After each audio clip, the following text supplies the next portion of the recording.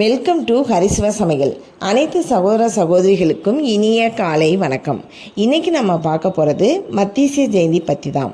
மும்மூர்த்திகளில் ஒருவரான மகாவிஷ்ணுவின் 10 அவதாரங்களில் முதன்மையானது மச்ச அவதாரம்.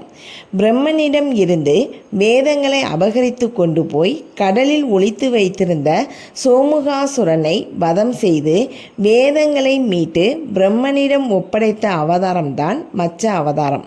இந்த அவதாரத்தில் மகாவிஷ்ணு 4 கைகளுடன் மேல்பாகம் தேவரூபமாகவும் கீழ்ப்பாகம் மீனின் உருவமாகவும் கொண்டவராக தோன்றினான் என கூறுகிறது மச்ச புராணம். மச்சம் அல்லது மத்ஸ்யம் என்பதற்கு மீன் என்று அர்த்தம். மகாவிஷ்ணுவின் முதல் அவதாரமான மச்ச அவதாரம்தான் மத்ஸ்ய ஜெயந்தியாக கொண்டாடப்படுகிறது.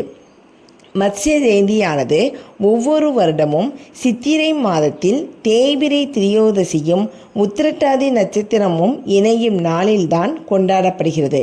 மகாவிஷ்ணுவிற்கு மச்ச நாராயண பெருமாள் என்றும் வேதங்களை மீட்டதால் வேத நாராயண பெருமாள் என்றும் திருநாமம் உண்டானது. இவரை வணங்கி வழிபடுவதால் ஞானமும் கல்வியும் உண்டாகும், நினைத்தவை நிறைவேறும். மீனவர்கள் போற்றும் திருமாலின் முக்கிய அவதாரம்தான் மச்ச அவதாரம்.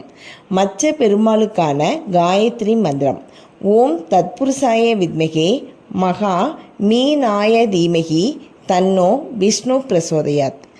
மத்ஸ்ய ஜெயந்தி அன்று இந்த காயத்ரி மந்திரத்தை அனைவரும் உச்சரிப்பது நல்லது. தினமும் உச்சரிப்பது மிகவும் நல்லது. ஆந்திர மாநிலத்தில் திருப்பதிக்கு அருகில் உள்ள நாகலாபுரத்தில் வேத நாராயண கோவில் உள்ளது. இங்கு திருமால் மச்ச அவதாரத்தில் அருள் புரிகிறார். இந்தியாவில் திருமாலின் 10 அவதாரங்களில் முதல் அவதாரமான மச்ச அவதாரம் கொண்டுள்ள கோயில்களில் இதுவும் ஒன்று.